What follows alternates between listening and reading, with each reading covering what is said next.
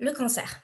J'ai toujours été fascinée par les cancers, mais vraiment. Parce que moi, j'étais l'étudiante vétérinaire qu'on était capable de faire sortir de la salle de consultation parce que j'étais capable devant le patient de dire que sa tumeur était magnifique.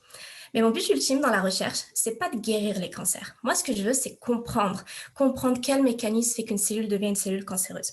Si vous prenez le cancer du sein, par exemple, qui sont très souvent chimio-résistants, c'est-à-dire qu'on va injecter un médicament très toxique et le cancer ne mourra quand même pas. C'est fou. Il y a beaucoup de mécanismes qui expliquent pourquoi ces cellules cancéreuses sont résistantes à cet environnement hostile qu'est la chimiothérapie. Et les chercheurs, la plupart du temps, vont se concentrer sur le rôle des protéines. Mais pas moi. Oui, moi j'ai décidé de comprendre en quoi les lipides sont responsables, et en particulier le galactosylcéramide, ou GALCER pour les intimes. Le problème, c'est que les lipides, si je devais comparer la cellule à une voiture de Formule 1, les protéines sur lesquelles se concentrent les chercheurs, ça va être les chauffeurs de course. Et les glycolipides, comme le galcer, bah, c'est les petites granules dans le béton de la piste de course. Globalement, les glycolipides n'ont qu'une fonction structurelle. Ils sont utiles, bien sûr. Sans béton, la course est difficile, mais voilà, leur rôle est très limité. Sauf que non.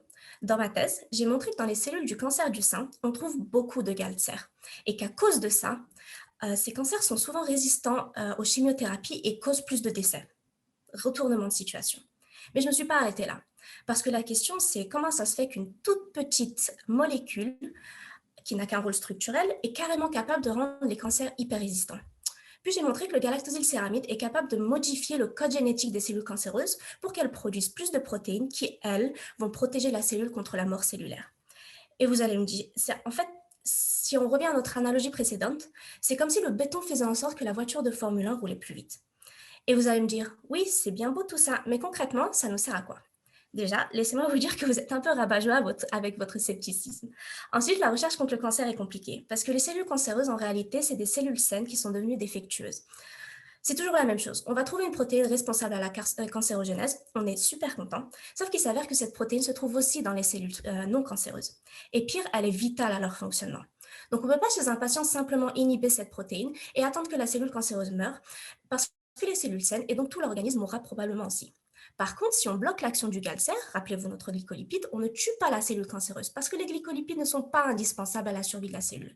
En fait, on sensibilise simplement les cellules du cancer du sein aux chimiothérapies, ce qui nous donne plus de chances d'éradiquer ce cancer qui en général est très difficile à soigner.